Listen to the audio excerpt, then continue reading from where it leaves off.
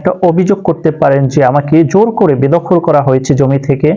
আমি আইনত আমার টাইটেল আছে এবং আমার আমি মানে সর্বনিম্ন মানে সর্বশেষ আমি 2 মাস আমি হচ্ছে এরকম দখলে ছিলাম, ঠিক আছে। তো আপনি যদি 2 মাস ধরে দখলে না থাকেন, এরকম দেখা যায় আপনি 1 সপ্তাহ ধরে দখলে আছেন, আপনাকে ডিসপোজেস করে দিয়েছে, বেদখল করে দিয়েছে জোর করে, সেক্ষেত্রে কিন্তু আপনি এই 45 ধারায় মামলা করতে পারবেন না, 45 ধারার কিন্তু প্রতিকার পাবেন না।